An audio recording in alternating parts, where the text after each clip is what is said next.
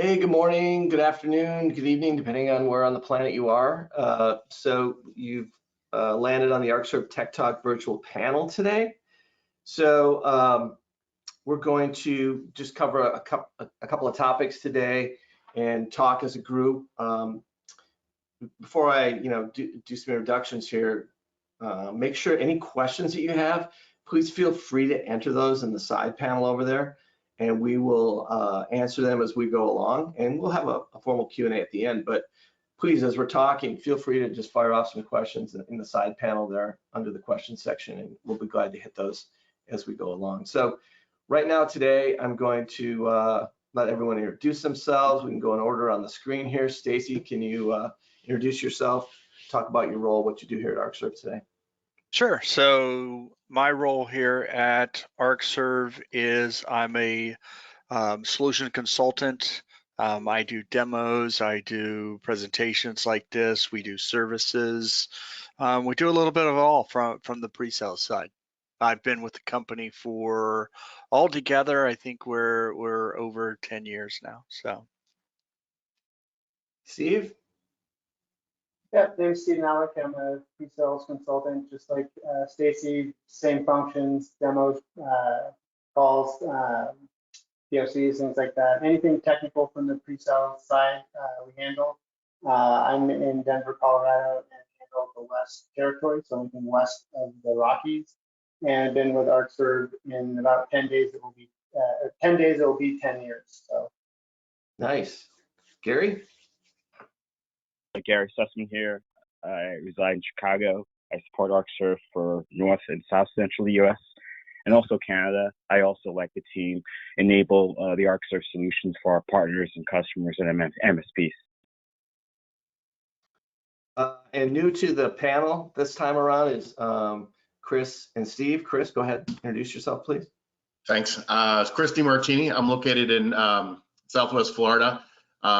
As you mentioned, I was part of the merger between StorageCraft and Arcserve. Proud to be shortly called Arcserve. And I've been with StorageCraft about 5.5 years with the same role that everybody else has kind of spoke to, pre-sales, just about everything. Perfect, Chris, thanks. Steve? Steve was on mute. Steve's on mute. Okay, sorry about that. I'm Steve Kleiss. I live in the Minneapolis-St. Paul area. I started with StorageCraft about a little over 6 years ago, and glad to be part of Arcserve now.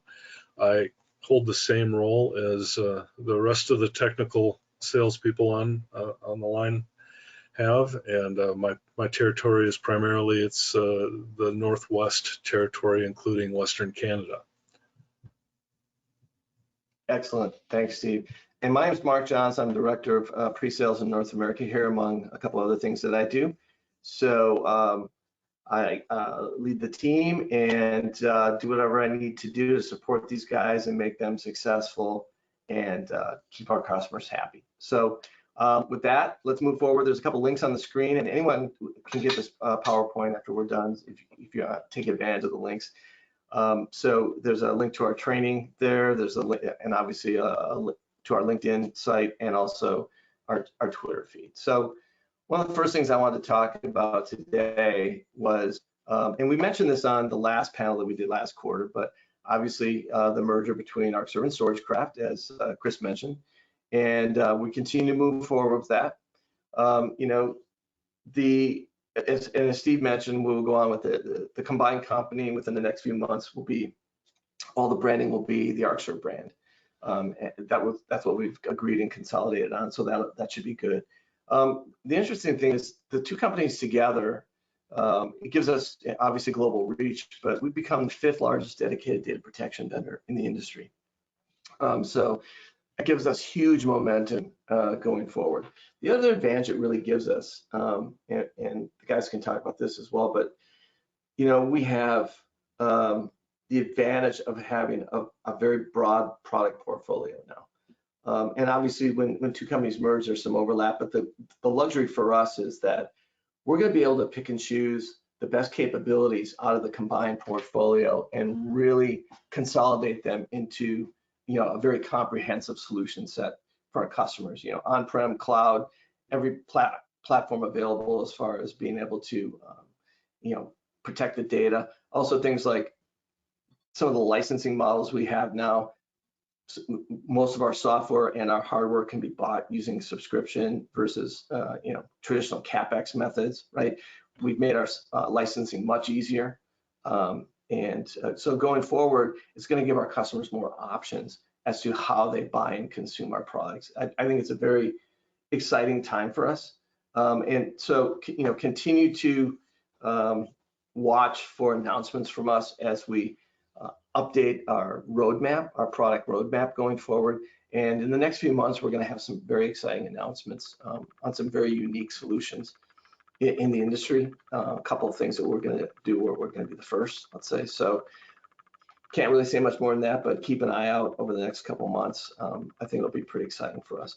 I mean, Chris and Steve, I mean, think about the merger so far. I mean, what do you guys see as, you know, some of the, you guys coming over from StorageCraft, us being here on the ArcServe side, what have you guys seen as far as, you know, the advantages of the two companies coming together? I think in my respect, it's been great, as you mentioned, because of just the growth in the portfolio in general. But I do say that StorageCraft's main focus for a very long time has been the MSP market and that smaller to mid market. And then I don't want to say we had a cap on where we positioned our products, but realistically, once we started getting to that large enterprise, you know, without our ShadowSafe product, which was just recently introduced, kind of capped us out a little bit. So now it really gives us the benefit to go to companies large or small and have the right solution. We're not trying to, you know, fit a square peg into a round hole. We've as SEs, we get to sit down and just listen to customers and really just find out what's going to be best for them, and then go ahead and just slide that product in. And I think that's just been a game changer. And I think you make a great point there in that when we started looking at the two companies coming together, you'd think we're both in the data protection space and there'd be a lot of overlap and a lot of competition for accounts and things like that. But there really wasn't, given the fact that, you know, to your point, you guys really have a big play in the MSP space. Whereas at ArcServe, we did have some MSP business, but really the majority of our business was selling to the end user base through a multi-channel model, right? So I think as far as kind of that customer profile, I think the two companies are very, very complementary, right? Versus a lot of overlap there. So I think that that's going to be great going forward, because obviously some great products on the StorageCraft side are going to get more exposure in that end user customer market, and some of the technologies that we have on the ArcServe side are going to be able to get more exposure in front of the MSP space, right? So I think, you know, from a business perspective and from a, you know, value to our customers, I think this has been a great merger so far, and I think it'll just continue to get better, and we'll be able to really give our customers a broad offering of technology, but things that are very, you know, specific to those market spaces. So pretty exciting times at ArcServe, and like I said, you know, listen and watch, because we're going to continue to make announcements around not only our roadmap, but new products on the horizon as well. So one of the probably the key topic we wanted to talk about today is ransomware. And you know, we talk about ransomware a lot. We hear about it a lot, but our customers continue to look to us for help around how to both mitigate ransomware, reduce the impact of ransomware, and be able to recover from ransomware, right? And it continues to be huge. It continues to be in the news. If you look at some of the high-profile things that have happened lately, you think of, you know, Colonial Pipeline here, right? I mean, they paid a $5.5 million ransom. They shut down 5,500, or no, it was $4.4 million in ransom, I'm sorry. They shut down 5,500 miles of pipeline. They impacted the economy in the Southeast US, created some gas shortages, you know, some fuel shortages, things like that. JBS, you know, the largest meatpacking company in the world, based here in the US. 25, when they shut down because of a ransomware attack, it impacted about 25% of the meat supply in the US. Pretty amazing, right? Exagrid, we heard just the other day, you know, they're in our industry, obviously. They're not only a competitor of ours, but they're a partner of ours. We partner with Exagrid on certain opportunities. They were hit with ransomware. They paid $1 million, or a ransomware in excess of $3 million. And I just read yesterday or the day before that McDonald's was impacted in 2 or 3 different countries in Asia. So, you know, one of the things that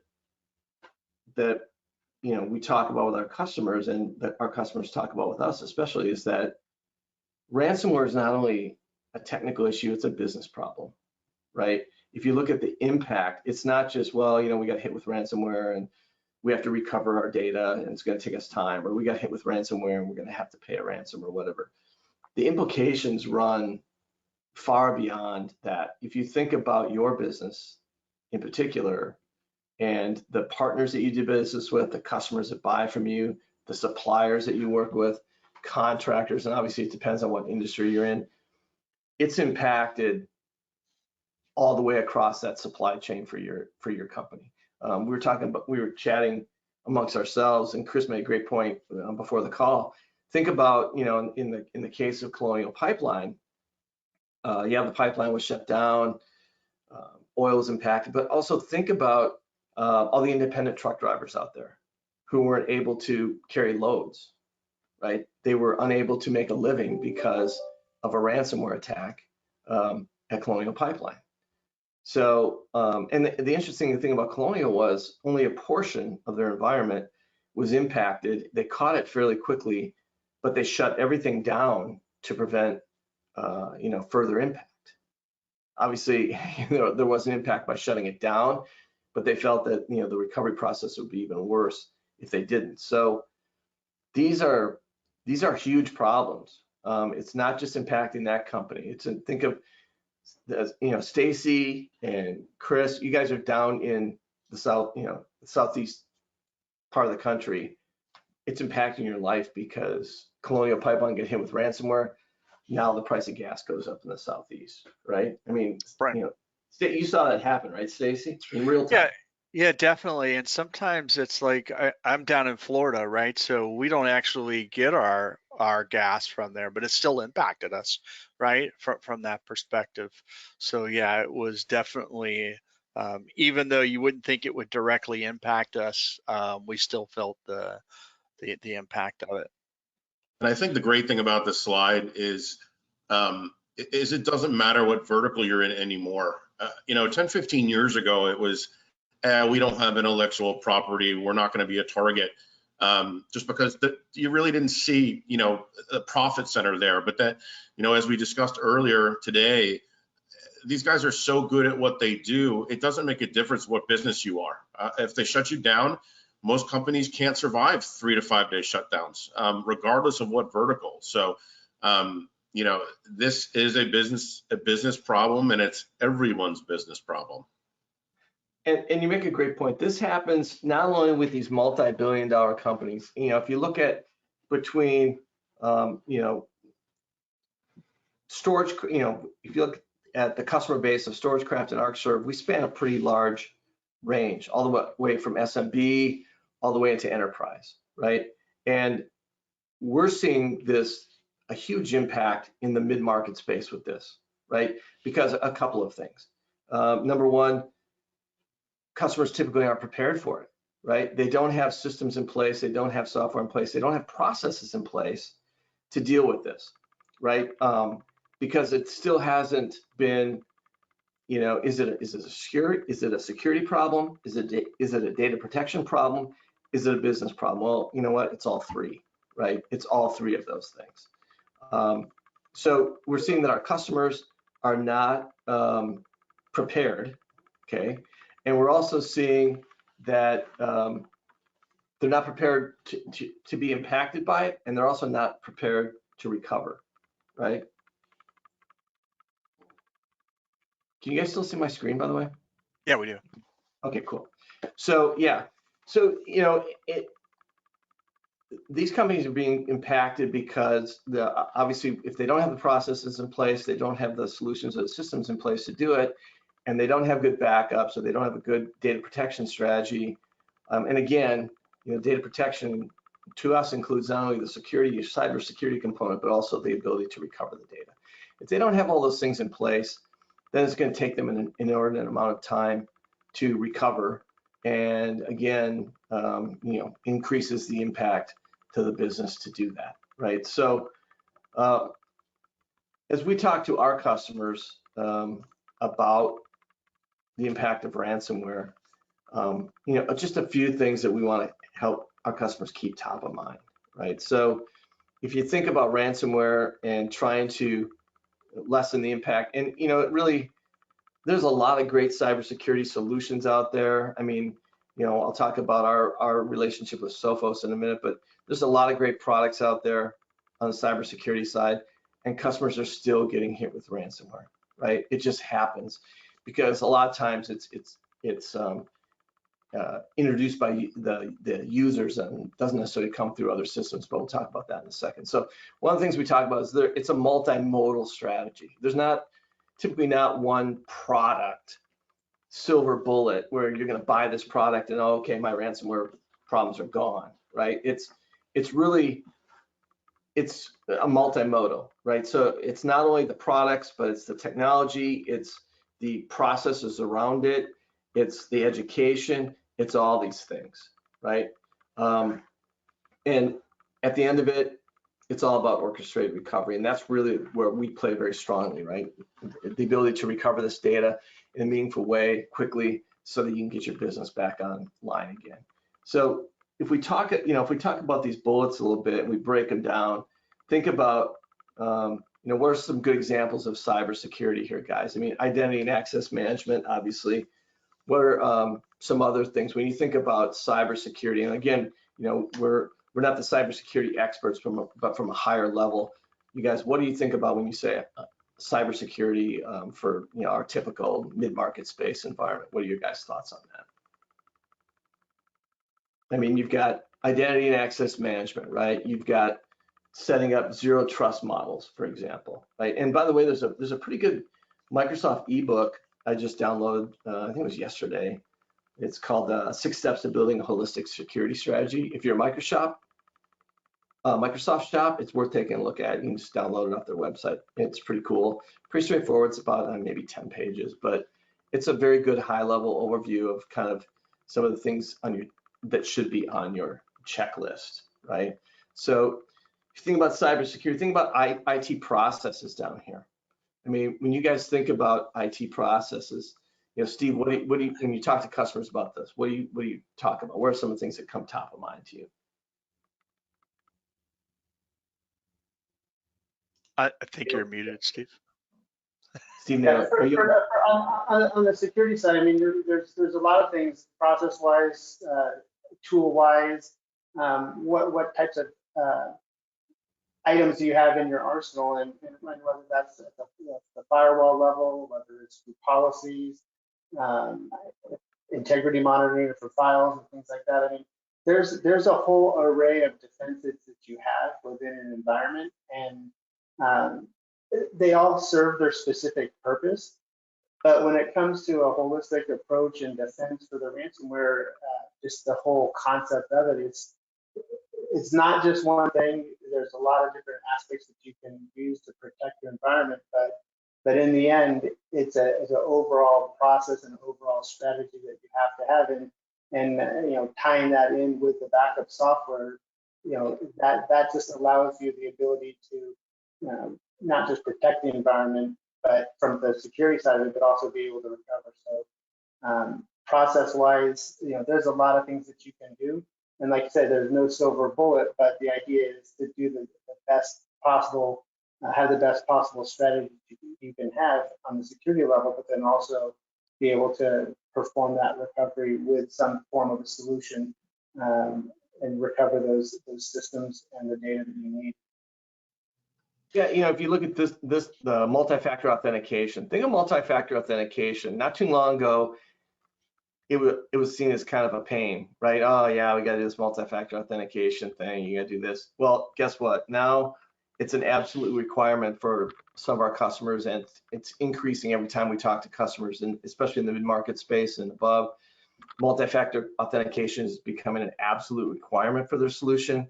You know, by the end of this month, we'll have multi-factor authentication available basically through all of our data protection products, right? So that is huge for our customers. In fact, things like multi-factor authentication, strong passwords, good policies like that, you know, policies obviously go hand in hand with processes.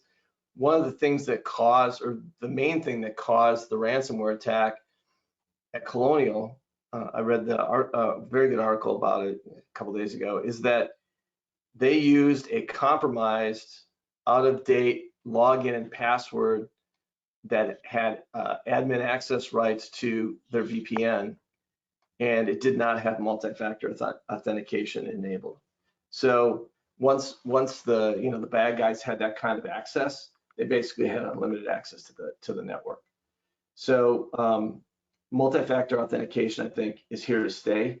Yeah. It's not going to go away. And again, you know, our customers are asking for it, and we're delivering it to them. So things like disaster recovery exercises. This is an interesting one because, you know, being in the data protection space, we talk to our customers about this all the time.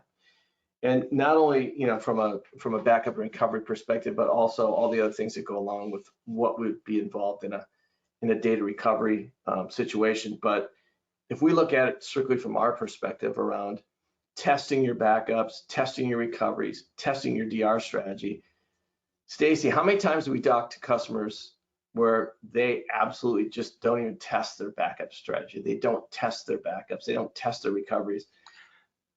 Yes, the wish and a prayer approach, right? Where they really go through and they have something in place, but they haven't tested it. They haven't tested it in a year, or maybe it's even something that was put in place by somebody else, right? From that perspective, or there's been changes. They haven't documented the changes to the environment and those kind of things. So I would say the majority of times, you know, these are not tested, and they definitely, if they are tested, they're not tested regularly, right? From that perspective either.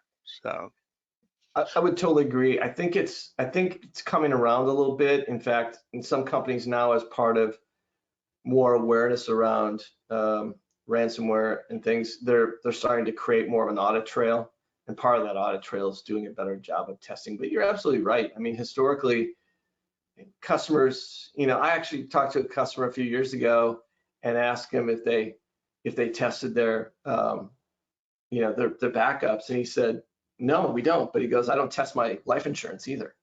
I said, well, that's, you know, I don't know if the comparison is quite there. And, you know, he was kind of, you know, alluding to the fact that backing up your data was kind of like insurance. Well, yeah, but still, it's a little bit different than that. And you test these. And Stacy makes a great point. A lot of times the processes are outdated, you know, or the policies are outdated, or they're not well documented and the documentation isn't kept current. These are all things that are really important, in that, you know, we talk to customers a lot who, a lot of their processes and policies were written, you know, to Stacy's point, 3 or 4 years ago. And in that time, they've tripled in size. The amount of data they're protecting is doubled or tripled in size. They have more users. They have more technology they have to protect. And none of that, you know, from a change tracking perspective, has been captured, right? And so they don't have a playbook, right? When a disaster happens, they don't have the go-to document to say, well, what's the first thing we do? What's the second thing we do? What's the third thing we do? Because everyone kind of thinks they have that in their head, but when a disaster happens and, you know, everyone's scrambling around, it's good to have a playbook in front of you that you can just follow along, because there's a lot of emotion, stress running high when you get hit by a disaster. And it doesn't matter whether it's, you know, whether it's ransomware or you know, storms or whatever you know, disaster hits your data center or your data environment, right? Yeah.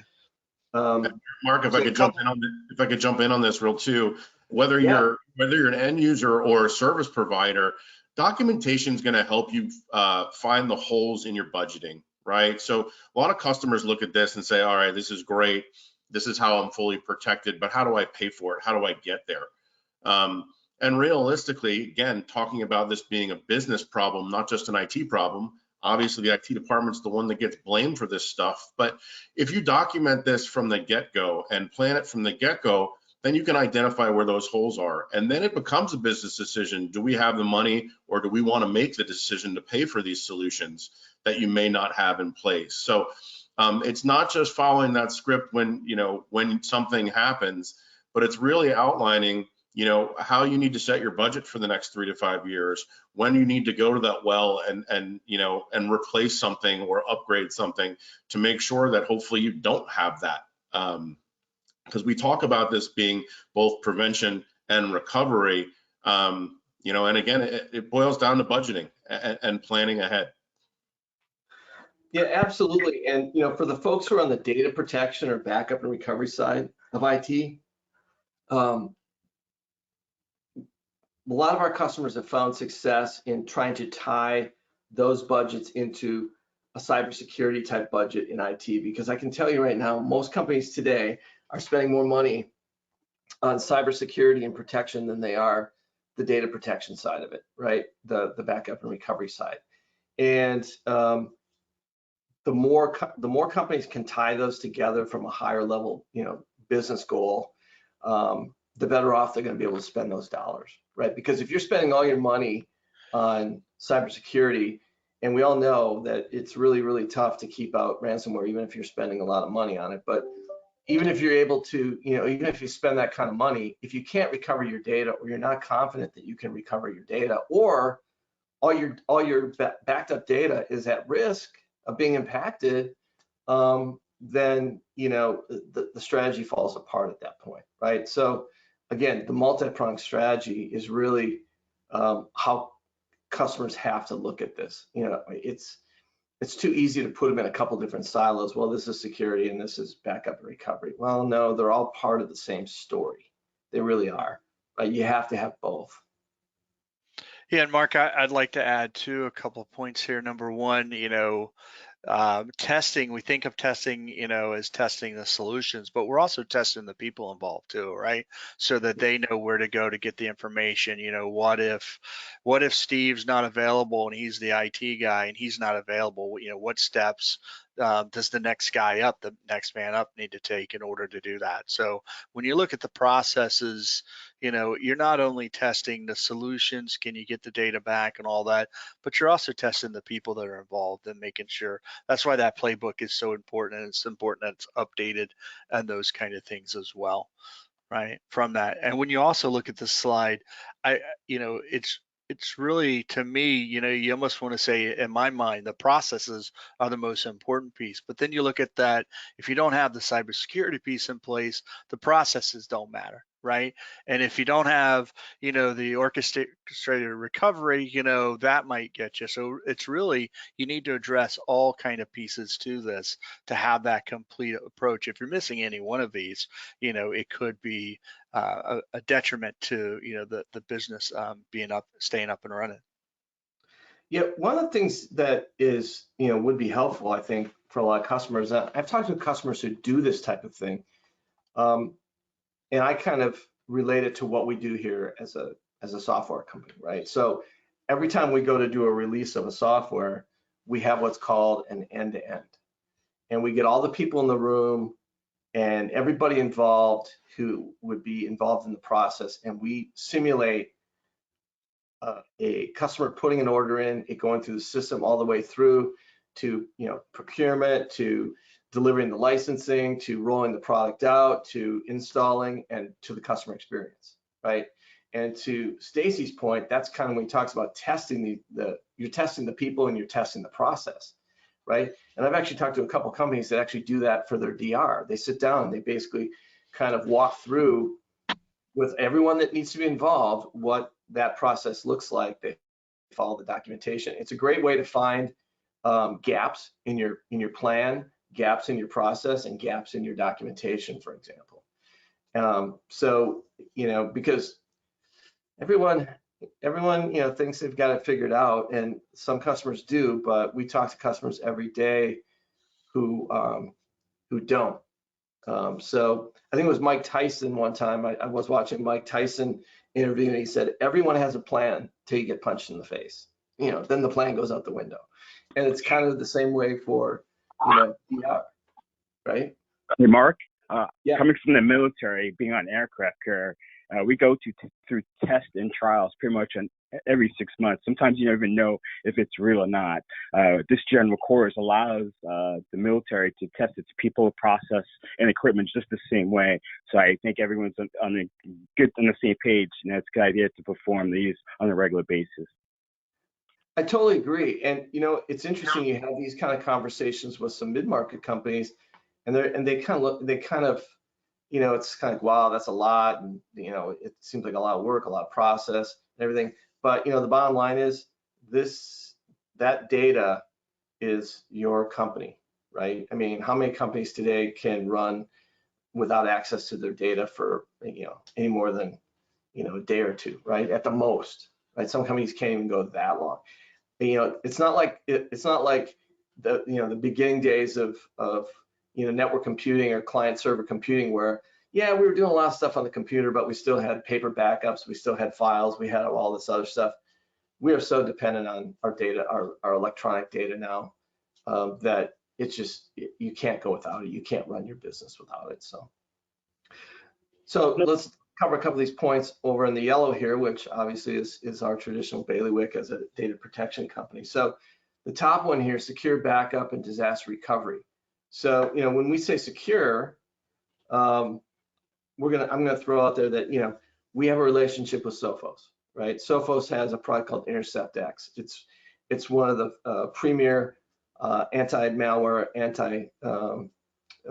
ransomware products out there as far as protecting the endpoints, the workloads, those things, right? So we ship InterceptX, or we give our customers access to InterceptX with every copy of UDP that we sell, right? So it started out, our relationship with Sophos started out, and let me step back 1 second. And the reason we do that is because we are securing the data protection environment, right? We're making sure that if ransomware attacks, that our little corner of the world, our data protection environment isn't impacted. So that if everything else goes down, at least you will have access to be able to restore your data, right? And we do that by loading InterceptX on our RPS servers, right? So this relationship started out a couple of years ago, or close to 2 years ago now, I think, over 1.5 years anyway, where we started loading InterceptX on all of our appliances, our backup and recovery and DR appliances, right?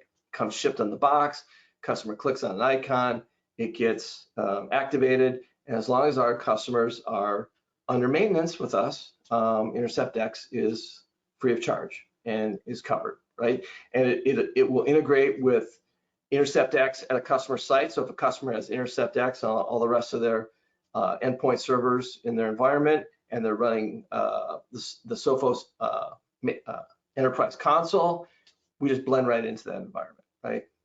Perfect. But now with UDP 8, which we released earlier this year, we're allowing our customers to have, even if they're buying software from us, they have access to InterceptX, right? And they can load it on their own hardware when they build their own RPS, if they want to build it on their own hardware. And as long as they're paying maintenance with us, we are covering the cost of InterceptX.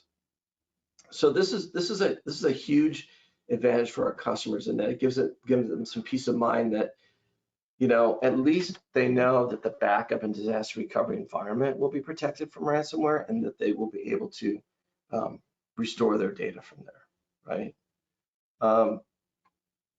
So guys, on the ArcServe side, Steve and Stacy, talk about what the reception from our customers has been around the fact that we provide InterceptX, and we're the only ones out there shipping a true data protection product or a ransomware product versus us doing our own anomaly-based type of alerting or something like that. Talk to the response that we've gotten from our customers and how well it's been received.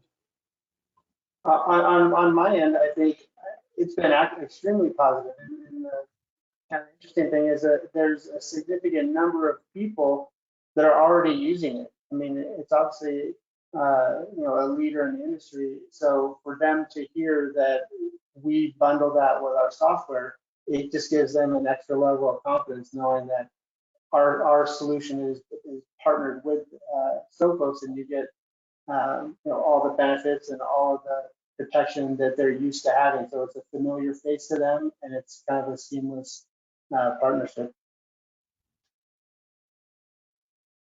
Yeah, and again, part of that secure backup and disaster recovery, besides Sophos, think about the kind of the best practices we talked about before.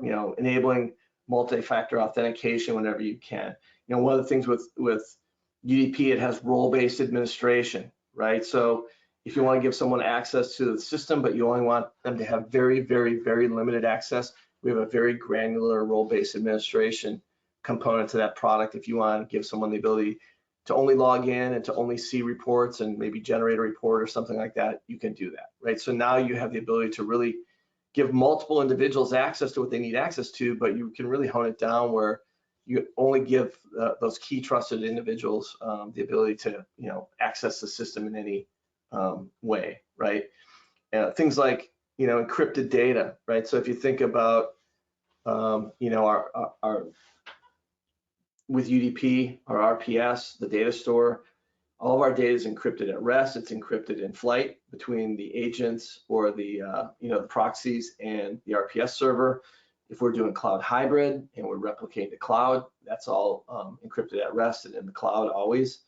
And if we talk about immutable storage, we'll talk about that in a second because we're going to talk about a specific solution that came over with StorageCraft. That's all encrypted as well. So all the data that's sitting there at rest can be encrypted. All the data in flight is encrypted. I mean, we're protecting the data as much as we possibly can, given the fact that we're moving quite a bit of data around and we're accessing multiple systems and doing all those things, right? And then if you take that from a DR perspective a step farther, think about things like instant VM and virtual standby, right? Stacy, talk a bit about instant VM and virtual standby and how our customers are using it, and maybe specifically on our DR appliances, maybe. Right. So, virtual standby is that, pre-planned kind of, hey, I'm going to create the backup, the standby system from the backup, right? So we're pre-planning that out. We do have to have some storage aside for that, but we get best performance from that, right? Of course, because we actually have a VM created. Where something like Instant VM comes into play. Number one, this is more reactive, right? We have cases where, hey, maybe even if I have virtual standby created, I don't necessarily want to spin up that backup, right, or that machine. Maybe I'm keeping a select number of snapshots and I need to come from an earlier date because those were infected or whatever the reason might be. So Instant VM comes into play, coming from any of your backups and being able to leverage that in those cases. And also because something like virtual standby has storage behind it, you're not always going to do that with the most critical systems. And then we also see something like Instant VM done for manual testing, for running reports, for any number of kind of processes there, above and beyond sometimes disaster recovery as well. So. And we with our appliances, our backup and data protection appliances, we actually have a host on the appliance that customers can spin up these instant VMs or these virtual standby copies right on the appliance. The appliance can be a DR appliance, right? Right. And one of the things with our solution is that we can take kind of an any-to-any platform type of approach. So it doesn't matter where the source data was backed up from. It could be backed up from Hyper-V, VMware, Nutanix. It could be backed up from a standalone machine. We can take any of those recovery points and spin them up on a host, and it's cross hypervisor supported, right? So if you backed up a VM on Hyper-V, you can spin it up on VM and vice versa, and Nutanix and also standalone machines as well. So this is a big deal, especially for the standalone machines. Still have a lot of customers that aren't fully virtualized, obviously. They don't always have the extra hardware around, and even from a bare metal recovery perspective, spinning up an instant VM is even much faster than doing bare metal recovery. So you can take the recovery point of that standalone machine, spin it up, access it on a host, and in the background, you can go out and rebuild your server and do a bare metal restore. If you want to do that, once the physical machine is back up, you can sync them back up and you're good to go. So right, and one of the things from that perspective too is those DR appliances. Number one, you could do it with any of the appliances, even the smaller appliances. But the DR appliances, what's nice is they have the additional horsepower, the additional processor to do that DR to give you a better overall experience too. And we talked about this on the last panel, but we earlier this year announced our X series appliances, which are really very robust, really meant for DR and larger, obviously small enterprise and probably above. Although we've sold some into some mid-market spaces too, depending on the needs. But if you include the X series appliances, we now have the ability to use our appliances to cover environments all the way from 5, 10, 12 terabytes all the way up to 3 petabytes now. Pretty amazing. Our top of the line X series backup and recovery appliance will support up to, I think it's, what is it guys, 52 cores and 84 drives. It'll support just a little bit past 1 petabyte of physical disk space in the box in a 7U configuration. Very, very robust. 2 terabytes of RAM. Thing's just crazy huge.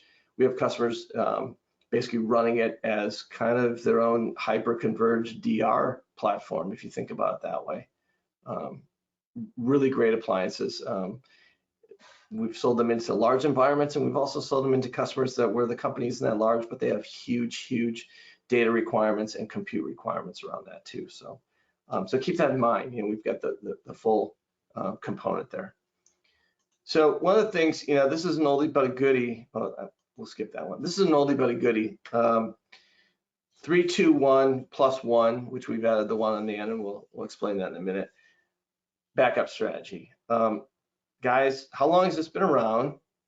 And how many times do we talk to customers that don't have this in place or anything even like it in place? Comment on that, please, because we have these conversations every day with our customers, right? So yeah, I think it's daily, quite frankly. I mean, most people, I hate calling it backup, and you notice all of us will start calling it backup and recovery because realistically, backup doesn't matter unless you can recover, right? So with exactly. 3, 2, 1, as we're talking about, is just 100% about recovery. Is that data available and safe, right? If you just do a backup and the building catches fire, it doesn't make a difference if the servers are down because your data is gone. So it's really about distributing that data, making sure it's on multiple media types if possible. And again, this is really why customers need to sit down and look at their DR plan. And even if they're not ready to pull the trigger, to start planning for it. Because again, it's not just backing up, making sure that data is off that physical or virtual server and readily available, because it's just not good enough. We just found that out anytime somebody has to pay ransomware. Or again, Stacy and I both live in Florida. We deal with hurricanes every single day. I'd be surprised. I can't imagine the amount of customers I still talk to that are not even co-located, and they risk their data just in their office space, which is just a huge risk. And as we keep talking about, 2 to 3 days of downtime and you're out of business. So this has to be followed in one way, shape, or form. I mean, ideally, what we're talking about is the Cadillac or the Ferrari of protection. But you need to have several components of this, if not all. Mark, oh, go ahead. I'm sorry. the concept of 3-2-1 has been around for years. I know it's I've been doing this for over 20 years, and it was a concept even back then.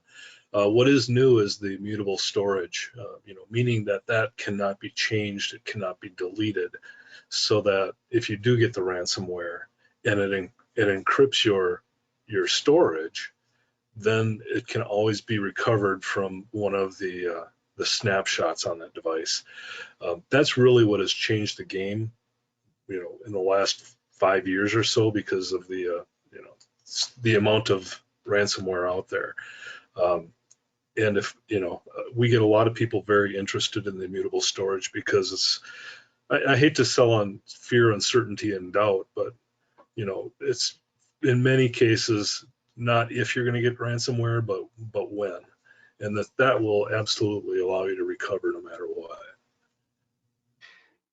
That's a great point, and we'll talk about immutable storage more in depth.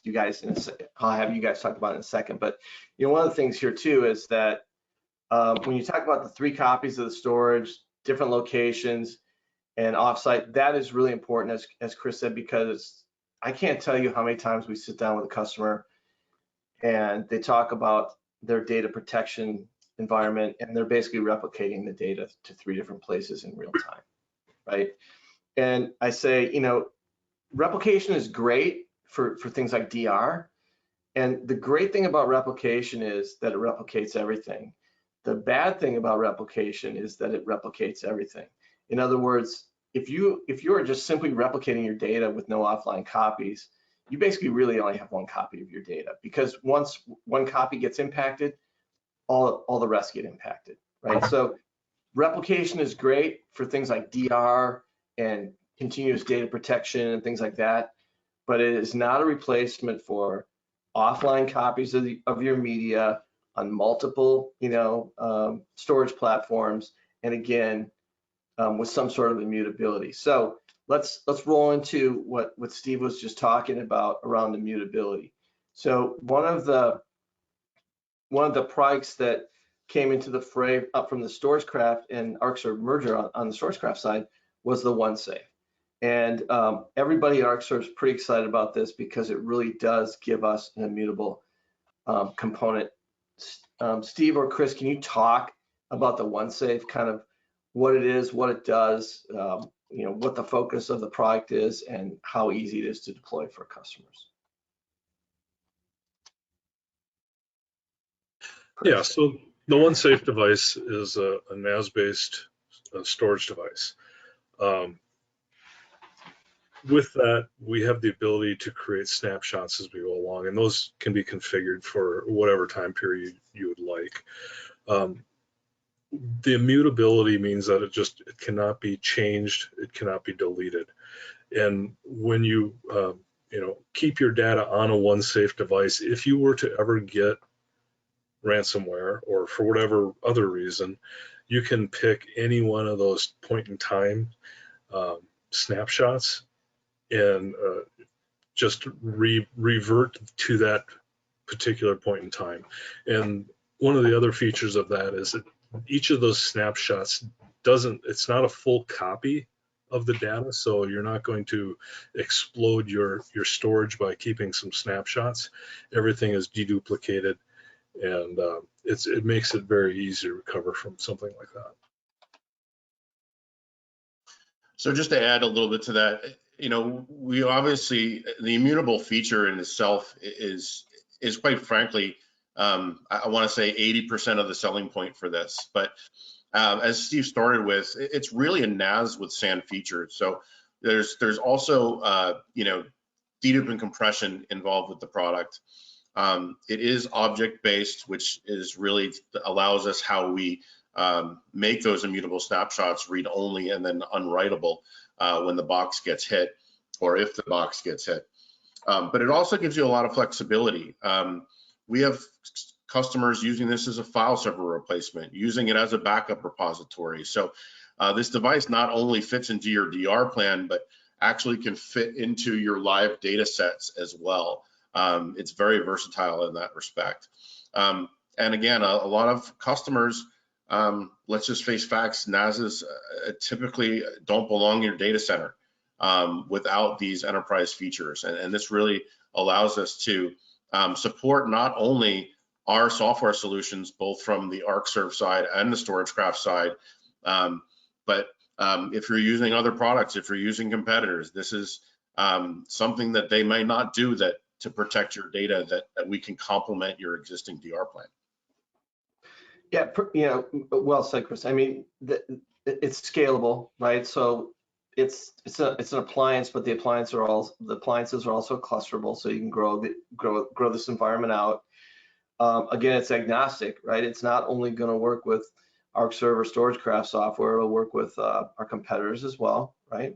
We'll give that to them. And again, the immutable storage component is really exciting for us at ArcServe, because you take this product and you combine it with UDP or one of our appliances, and now you have a full DR strategy, right? With the ability to write some of your data to immutable snapshots for DR. And DR may be, it could be ransomware, it could be other things as well. It could be a host going down or a server going down. Think of it that way as well, right? It's for all your DR needs. And again, it's untouchable, it's immutable. Really cool solution. And then when you combine it with UDP or other data protection products, now you have a full-blown end-to-end comprehensive solution for protecting your data. And I will say, just to add one last thing, I will say that when it comes to cost, it's extremely affordable when you compare it to other products and other solutions out there. A lot of our clients are extremely pleasantly surprised when they do engage that sales guy and realize what the cost is. Yeah, great point. I mean, we're in some deals against competitors, things like maybe Exagrid or Cloudian, and we're much more cost effective, for the amount of storage the customer's looking for, right? Our ease of scalability, ease of deployment, very easy to manage, secure, and then with the immutable, it's really a great solution for us, and we're getting a lot of buzz from the ArcServe customer base based on combining this with UDP and really creating a full-blown solution. Really cool. So that is pretty much what we wanted to talk about today. We're running up against 5 minutes here. I want to leave 5 minutes for some Q&A if anyone has some questions. I don't know if I see any. Do you guys see any questions in the side panel? But feel free to reach out to, if no one has any questions right now, feel free to reach out to anyone on this team. We'd be glad to answer your questions. And this is what we live and breathe. We do every day. We talk to customers about data protection, ransomware, and recovery every day.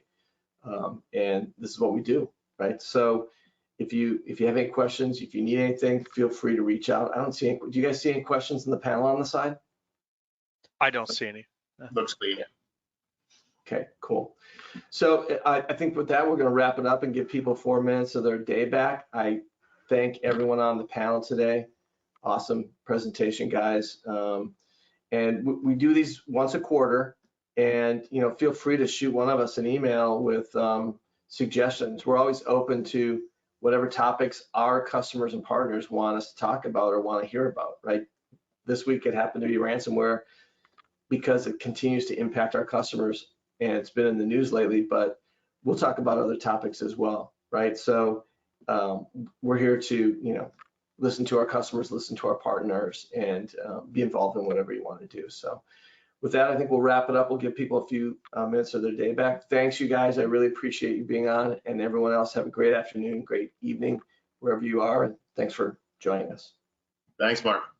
Take care. Thanks, guys. Thanks, See ya. everyone.